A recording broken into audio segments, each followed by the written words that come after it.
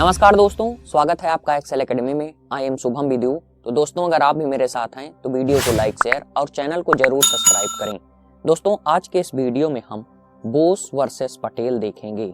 Bose versus Patel देखेंगे। तो आइए जानते हैं कि आज के वीडियो में हम किस टॉपिक पर चर्चा करने वाले हैं। तो यहाँ पर सबसे पहला जो बिंदु है वह है कि पटेल और बोस एक दूसरे को पसंद क्यों नहीं करते थे। सबसे पहले हम इस बात को जानने की कोशिश करेंगे।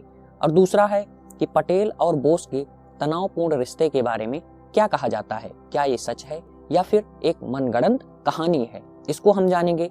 और इसके साथ साथ एक प्रमुख घटना यहाँ पर जो घटित होती है उसके बारे में जानेंगे, जो कि सबसे ज्यादा महत्वपूर्ण भी है। तो यहाँ पर बताया गया कि विट्ठल भाई पटेल ने, जो कि सरदार वल्लभ भाई पटेल के बड़े भाई थे, उन्होंने बोस को अपनी संपत्ति का कुछ हिस्सा दिया था। तो क्या इसी के कारण यह जो है कि यह तनाव ज्यादा बढ़ गया या फिर कुछ और कारण थे। तो इन बातों को हम समझने की कोशिश करेंगे। और इसके साथ साथ एक जो मुकदमा जिसमें दो महान नेता बोस और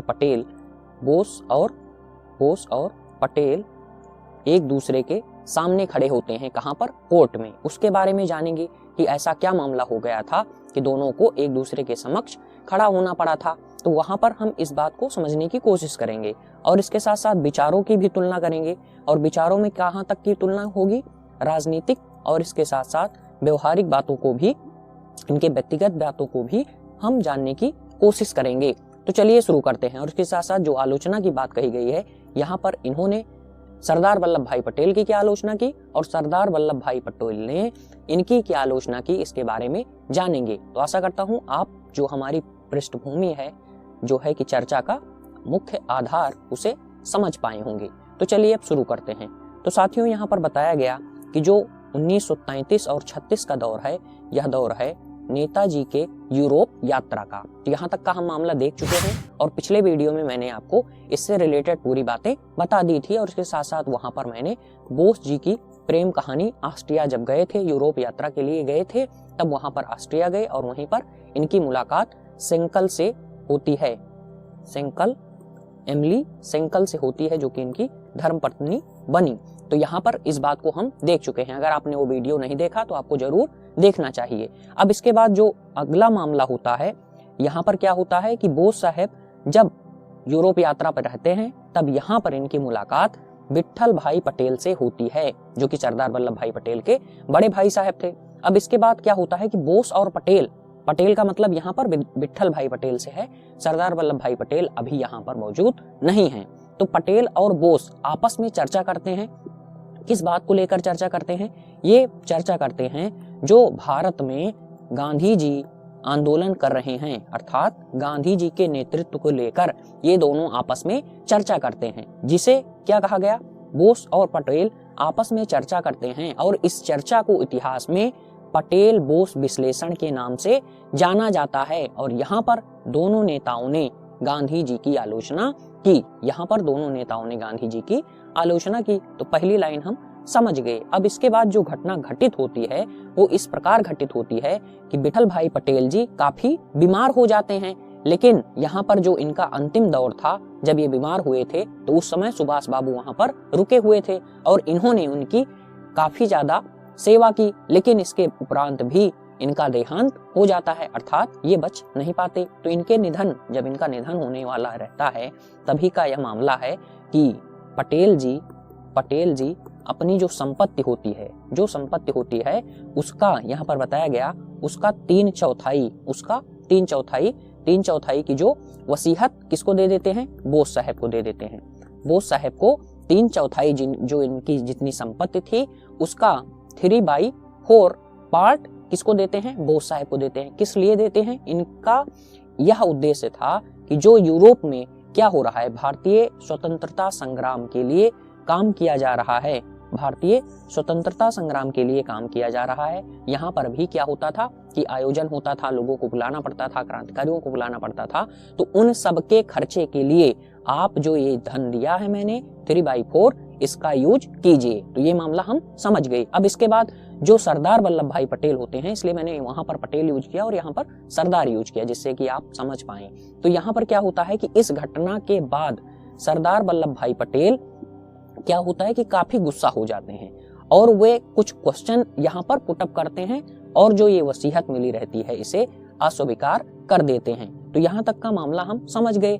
और यहाँ पर सरदार जी ने जो प्रश्न किया वो इस प्रकार था कि जो ये पेपर है इस पर किसी डॉक्टर का हस्ताक्षर क्यों नहीं है, पहला प्रश्न। और दूसरा प्रश्न यहाँ पर यह कहा गया कि जितने गवाहगीर हैं वो सभी बंगाल से हैं और बोस जो है कि वह स्वयं बंगाल से हैं। तो इन्होंने यह आरोप लगाया कि ये जो है कि हम नहीं मानेंगे कि गवाह जो है कि अलग होने चाहिए, लेकिन ये तो एक जैसे ही सभी हैं। और इसके साथ साथ उन्होंने कहा कि जो ओरिजिनल पेपर है वह कहाँ गया। तो ये 3 प्रश्न थे। इन्हीं के चलते सरदार वल्लभ भाई पटेल नेताजी सुभाष चंद्र बोस पर मुकदमा करते हैं और ये मुकदमा 1 साल चलता है और ये मुकदमा फाइनली सरदार वल्लभ भाई पटेल जीत जाते हैं। तो यहाँ पर क्या कहा गया कि जो संपत्ति है वो इनके परिवारीजन को जाएगी, परिवारीजन को जाएगी। बोस जो है कि वो इनके मित्र हो सकते हैं परंतु ये दूर के हैं, ये इनके सहयोगी हो सकते हैं, लेकिन जो धन का, जो संपत्ति का हक है वह इनके परिवारीजनों को ही है। तो यही पूरा मामला था। यहाँ पर कई बातें कही जाती हैं, जैसे कुछ लोगों का दावा है कि जो धन था उसको सरदार जी ने गांधी जी को लाके दे दिया और उन्होंने इस धन का यूज हरिजन सेवा में किया। और इसके साथ साथ कुछ लोगों का कहना है कि उस धन का इन्होंने विट्ठल भाई पटेल मेमोरियल ट्रस्ट का निर्माण किया। तो मैंने आपको दोनों बातें बता दी। तो जैसे यहाँ पर कई बार होता है कि ये चीज यहाँ लिखी है, ये चीज यहाँ लिखी है, तो संदेह की स्थिति होती है। तो यहाँ पर जब हम दोनों चीजों को जाने रहते हैं तब हमारे लिए काफी ज्यादा संतुष्टि का भाव उत्पन्न होता है हमारे मन में। अब आइए आगे देखते हैं। तो यहाँ पर राजमोहन गांधी जिन्होंने सरदार वल्लभ भाई पटेल की जीवनी लिखी है, तो आप इस नाम से ना घबराएं, इसलिए मैंने इसे बता दिया। तो इन्होंने लिखा कि जो सुभाष की दक्षता है उसके बारे में। अब यहाँ पर हम क्या देखने वाले हैं, बोस और पटेल के रिलेशन के बारे में देखने वाले हैं। तो ये हमारा मुख्य शीर्षक यहाँ से अब शुरू होता है। वो क्या था, वो जो पिछला वाला मामला था वो कहाँ का था, वो मुकदमे को लेकर था जिसे हमने देख लिया। तो अब हम आगे देखते हैं। तो यहाँ पर क्या बताया गया कि जो सुभाष चंद्र बोस की दक्षता है, उनकी जो क्षमता है, उसके विषय में सरदार वल्लभ भाई पटेल की खराब राय थी। तो यहाँ पर क्या लिखा गया कि इन्होंने लिखा कि सुभाष चंद्र बोस की दक्षता के बारे में सरदार वल्लभ भाई पटेल ने खराब राय रखी, अर्थात इनके पक्ष में राय नहीं रखी। और इसके साथ साथ इन्होंने लिखा कि सुभाष के साथ उनकी असहमति भी बहुत ज्यादा गहरी थी। ये लाइनें कौन लिखता है, राजमोहन गांधी लिखते हैं। और ये जो बातें मैं आपको बता रहा हूँ ये हिंदुस्तान टाइम्स का आर्टिकल है और सारी बातें मैंने वहीं से ली है, आप इसे पढ़ सकते हैं और देख सकते हैं। तो यहाँ पर अब हम दूसरी बात को अगर समझने की कोशिश करें तो पटेल जी का क्या मत था और सुभाष जी का क्या मत था, अर्थात इन दोनों की जो राय है, इनके जो विचार हैं, उनको अब हम समझने की कोशिश करते हैं। तो यहाँ पर क्या बताया गया कि 1937 में चुनी गई कांग्रेस सरकार अपने पद पर बनी रहे, ऐसा मानना था सरदार वल्लभ भाई पटेल का। लेकिन जो सुभाष चंद्र बोस का मानना था वो चाहते थे कि यहाँ पर बताया गया कि जबकि सुभाष चंद्र बोस चाहते थे कि सभी कांग्रेस मंत्रालयों को हटा दिया जाए और राज्य के साथ युद्ध किया जाए, अर्थात यहाँ पर जो पुराने लोग हैं उनको हटा दिया जाए। और इसके साथ साथ इनका क्या रूल था, इनका था कि इनके साथ, अर्थात इनके साथ का मतलब जो यहाँ पर राज की बात है वो ब्रिटेन के साथ युद्ध किया जाए और आजादी ली जाए। तो यही बात यहाँ पर कही गई। लेकिन यहाँ पर जो पटेल का है तो पटेल इसे अनुचित और असमझदारी भरा कदम समझते थे। तो ये जो बोस जी की राय थी इससे पटेल साहब असंतुष्ट थे। और इसके साथ साथ यहाँ पर बताया गया कि राजमोहन आगे लिखते हैं कि मतभेद गांधी को भी लेकर था। गांधी को लेकर कैसे था, इसको अगर हम समझने की कोशिश करें तो बोस की नजर में और पटेल की नजर में, तो गांधी बोस की नजर में बहुत नॉर्मल थे, यहाँ पर बताया गया कि गौड़ थे, लेकिन पटेल की नजर में गांधी बहुत नितांत, बहुत आवश्यक थे। तो यहाँ पर दो मतभेदों के विषय में हमने देख लिया। और इसके साथ साथ जो बताया गया कि 1933 में वह केस होता है और इसके साथ साथ 1938 में अब क्या होता है, 5 साल बाद अध्यक्ष की बात आती है। तो यहाँ पर मैंने पूरी लाइन आपको समझाने के लिए पूरी कोशिश की। पहले हम 33 का दौर देखे, उसके बाद 37 में जो मतभेद हुआ उसे देखे। अब हम 1938 में जब नेताजी सुभाष चंद्र बोस अध्यक्ष बनते हैं, कहाँ का, कांग्रेस का, तो यहाँ पर क्या मतभेद होता है और क्या बातें होती हैं, इनको समझने की कोशिश करेंगे। तो यहाँ पर क्या बताया गया कि कांग्रेस के अध्यक्ष के लिए बोस का नाम गांधी जी ने प्रस्तावित किया था, जिसका विरोध कौन किया था? सरदार वल्लभ भाई पटेल ने किया था। लेकिन इनका जो विरोध था उसे गांधी जी ने खारिज भी कर दिया था और इसके चलते यहाँ पर इन्होंने अध्यक्ष का पद अर्थात जो चुनाव होता था उसे अपने आप जीत भी लिया था। तो यहाँ का जो पहला विरोध का मामला है यहाँ पर हम उसे देख लिए। यहाँ पर सामान्य विरोध देखने को मिलता है, लेकिन जब 1939 में बोस साहब दोबारा मतलब दूसरा कार्यकाल चाहते थे किसका? अध्यक्ष पद का, तब यहाँ पर फिर से पटेल ने इनका विरोध किया। अच्छा, यहाँ पर एक बात और मैं बता देना चाहता हूँ। फिलहाल ये जो बातें हैं, ये पहला जो है हरिपुरा अधिवेशन की बात है जिसे हम नेक्स्ट वीडियो में देखेंगे, और उसके बाद जो नेक्स्ट वीडियो होगा वो त्रिपुरी संकट के नाम से जाना जाता है, जहां पर यहाँ कैसे स्थिति क्रिएट होती है इसके बारे में हम अभी नहीं जानेंगे, उस वीडियो में ज्यादा विस्तार से जानेंगे। ये जो बात है ये 1939 की है त्रिपुरा अधिवेशन, और जो 1938 की बात है वो हरिपुरा अधिवेशन की है। तो यहाँ तक मैंने आपको बता दिया। और इसके साथ साथ एक प्रमुख बात और है कि यहाँ पर एक मान्यता इस तरीके से भी थी, जैसे कि अभी आगे लाइन आएगी तो इसलिए मैं बता रहा हूँ कि कोई 2 बार जल्दी से अध्यक्ष पद पर नहीं होता था। एक मामला अपवाद के तौर पर जान लीजिए कि 1936 से 37 के बीच पंडित जवाहरलाल नेहरू 2 बार थे, जो कि एक अपवाद के तौर पर आप इसे देख सकते हैं। तो यहाँ पर हमने इस बात को भी समझ लिया, जिससे कि आगे की जो बातें हैं वो हमें समझने में ज्यादा समस्या ना हो। तो इसके बाद क्या बताया गया कि जब ये, लेकिन दोबारा इनकी, यहाँ पर इसको मैं स्पष्ट कर देता हूं नहीं तो दिक्कत होगी। तो यहाँ पर गांधी प्लस पटेल और प्लस जो कांग्रेस की इच्छा थी पूरे कांग्रेस की, वो किसके विरुद्ध थी? बोस की। वो बोस के विरुद्ध थी, लेकिन फिर भी 1939 का चुनाव बोस साहब जीत जाते हैं। क्या था मामला, कैसे था, इसके लिए आप नेक्स्ट लेक्चर के लिए मतलब सेकंड वाला जिसमें हम इस बात पर चर्चा करेंगे उसके लिए इंतजार कीजिए, ठीक है। तो अब हम आगे बढ़ते हैं, नहीं तो दिक्कत हो जाती, इसलिए मैंने उसको बता दिया। तो यहाँ पर बोस जीत जाते हैं। तो यहाँ पर क्या होता है कि 1939 का दौर है, सन याद रखें नहीं तो फिर हम ज्यादा बिखर जाते हैं। तो एक सार्वजनिक बयान में पटेल ने चेतावनी देते हुए सुभाष चंद्र बोस को कहा था कि अगर वे चुने भी जाते हैं तो भी उनकी नीतियों की जांच की जाएगी, और इसके साथ साथ यदि आवश्यक हो तो कार्य समिति का मतलब कौन? जो पटेल वफादारों द्वारा है, जो इनके पक्षधर हैं, कार्य समिति द्वारा वीटो किया जाएगा। तो यहाँ पर अब जो है कि इनका जो क्या है विरोध, यह पटेल जी का और बोस जी का एक दूसरे के समक्ष हो गया। अभी तक आंतरिक मामला था, अब इन्होंने सार्वजनिक तौर पर कह दिया तो सभी व्यक्ति जान लिए। अब क्या होता है, अब यहाँ पर इसको मैं इरेज करके बताता हूं। तो यहाँ पर क्या होता है कि जब समर्थन प्राप्त कर लिया, बोस साहब ने समर्थन प्राप्त कर लिया, जिससे कि यहाँ पर पटेल साहब भयभीत होते हैं। ये मैं नहीं कह रहा हूं, नहीं तो आप सोचें कि 2 महान नेताओं के बीच टकराव जैसी बातें बता रहे हैं, ये बातें वहीं लिखी हैं, आप उसे देख सकते हैं। तो यहाँ पर क्या कहा गया कि जो समर्थन था वो प्राप्त कर लिया किसने? बोस साहब ने। तो यहाँ पर पटेल भयभीत होते हैं और उन्होंने किसको लिखा? राजेंद्र प्रसाद को लिखा कि मैंने कभी सपने में नहीं सोचा था कि वह फिर से चुनाव के लिए इस तरह के घटिया हथकंडे अपनाएंगे। ये बात कौन किसको लिखता है? तो सरदार वल्लभ भाई पटेल राजेंद्र प्रसाद को लिखते हैं। और इसके साथ साथ उन्होंने लिखा कि अब हमारे लिए सुभाष के साथ काम करना असंभव है। तो 2 बातें हमने देख ली, अर्थात यहाँ से क्या होता है कि जो विस्तार होता है किसका? विवाद का, और इनके जो वैचारिक मतभेद थे उनमें भी काफी ज्यादा प्रस्तार होने लगता है, अर्थात ये खाई काफी ज्यादा चौड़ी होने लगती है। तो यहाँ तक का हम मामला देख लिए। और इसके साथ साथ यहाँ पर बताया गया कि ये बात कौन लिखता है? ये बात लिखते हैं, यहाँ पर एक बात और थी तो यहीं पर है, ये सुगातो बोस किसको केंद्र में रखकर लिखते हैं? ये केंद्र में रखते हैं पटेल को, और लिखते हैं किसके विषय में? बोस को। तो यहाँ पर कहा गया कि देश के लिए सुभाष का चुना जाना हानिकारक है।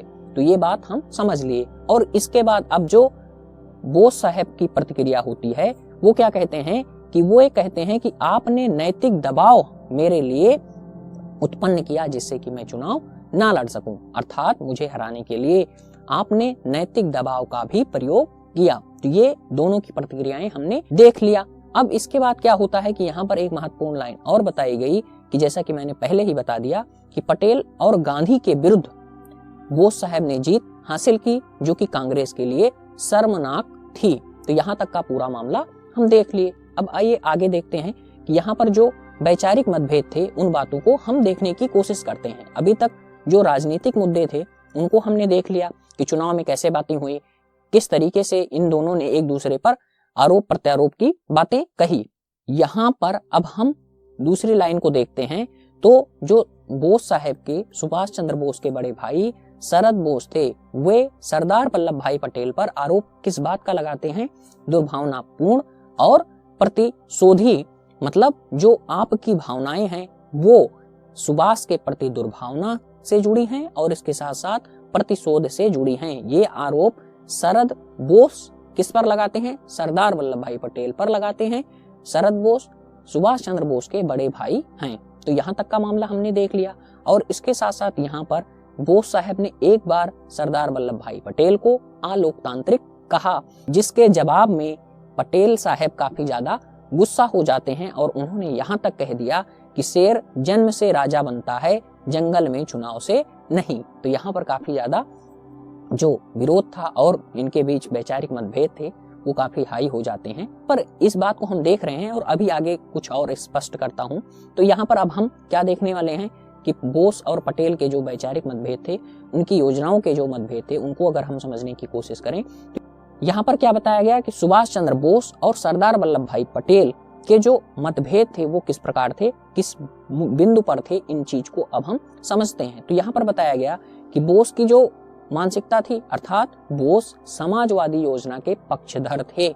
इस बात को अभी नहीं, हम आगे एक और वीडियो में देखेंगे कि बोस कामा गांधी के सपनों का भारत कैसे होता, अर्थात इनकी जो सोच थी भारत को लेकर, योजना को लेकर, और इसके साथ साथ और भी बहुत बिंदु हैं, उन पर हम एक अलग वीडियो में जानने की कोशिश करेंगे।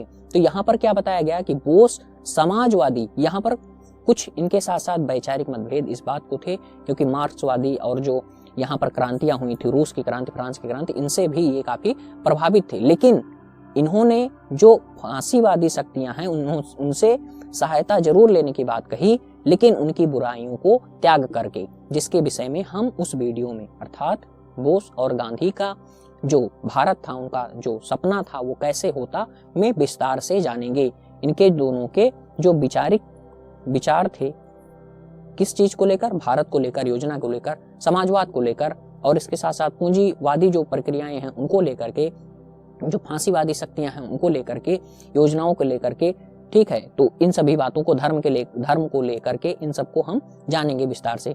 तो अब इसके बाद यहाँ पर जो वैचारिक मतभेद है वहां पर क्या बताया गया कि बोस समाजवादी योजना के पक्षधर थे, लेकिन पटेल निजी उद्यम में भरोसा विश्वास करते थे। तो यहाँ पर पहली जो बात थी वो हमने क्लियर कर ली। और इसके साथ साथ यहाँ पर कुछ ज्यादा समझाने की जरूरत है।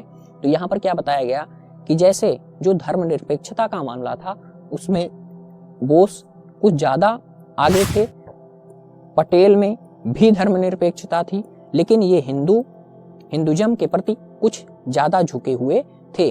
तो ये बात हमने देख ली। तो यहाँ पर एक बात और मैं आपको बता देना चाहता हूँ कि नेशनलिस्ट हिंदू जो होते हैं वो दोनों थे, वो पटेल और बोस दोनों थे। तो यहाँ पर दो बात होती है, एक नेशनलिस्ट हिंदू और हिंदू नेशनलिस्ट।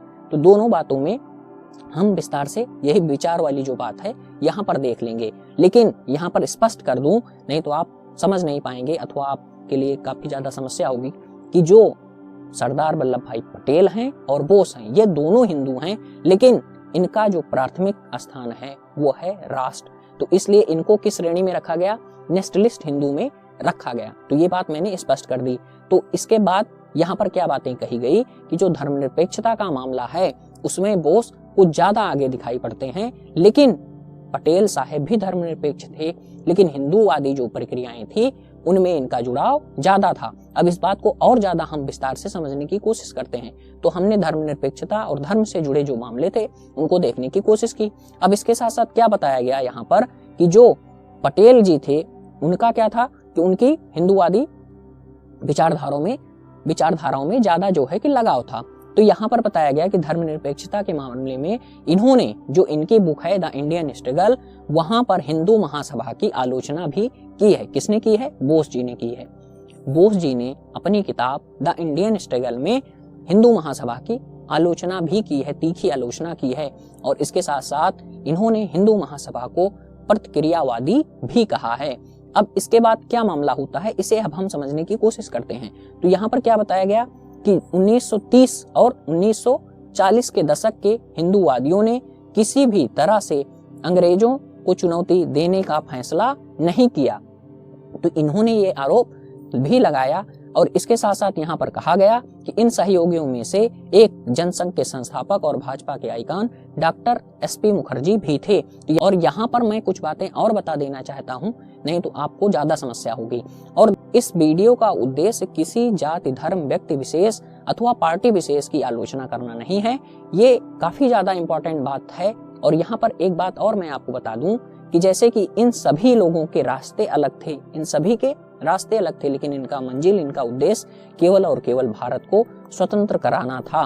तो कोई गांधीवादी तरीके से स्वतंत्र कराने की बात करता था, अहिंसा के तरीके से भारत को स्वतंत्र कराने की बात करता था, तो कोई हिंसक विद्रोह के माध्यम से, जैसे जो सुभाष जी की बात है, वो ऐसा नहीं है कि हथियार उठा के तुरंत मार करना स्टार्ट कर दो, ऐसा भी नहीं है, इतना ज्यादा भी हिंसक नहीं है, लेकिन ये जो है कि विद्रोह की बातें जरूर करते थे।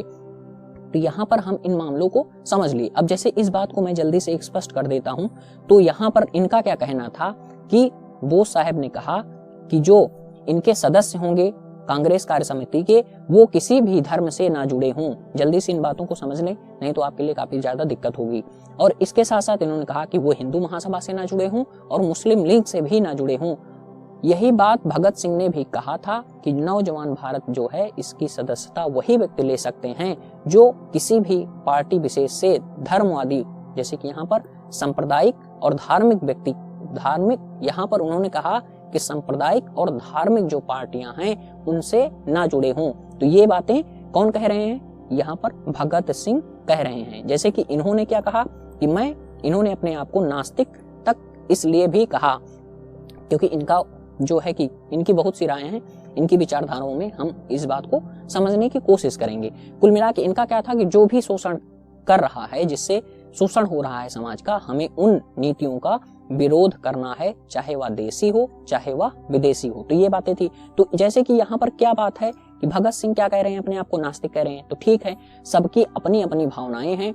जैसे कि आप भगवान को मानते हैं या नहीं मानते, जैसे आस्तिक नास्तिक में क्या होता है, जो भगवान को मानते हैं वो आस्तिक हो गए और जो नहीं मानते वो नास्तिक हो गए। लेकिन यहाँ पर क्या बात कही जा रही है कि आपकी जो मानसिकता है, जैसे क्या कहा जाता है कि आपकी जो सोच है वो ठीक है, आप जो चाहें वो पहने, आप जो मर्जी हो वो खाएं, आप भारत के एक स्वतंत्र नागरिक हैं। लेकिन यहाँ पर जो सबसे महत्वपूर्ण बात ये आती है कि आप किसी व्यक्ति विशेष, धर्म विशेष अथवा पार्टी विशेष के ऊपर ऐसी टिप्पणी, अभद्र टिप्पणी ना करें कि जिससे कि वहां के जो लोग हैं उनकी भावनाएं आहत हो। ठीक है, आप आस्तिक नहीं है तो ठीक है, लेकिन जिन व्यक्तियों के अंदर भगवान के प्रति आस्था है, उनके लिए ऐसा कोई बात ना कही जाए कि उन्हें ठेस पहुंचे। तो यहाँ पर ये बात मैंने क्लियर कर दी।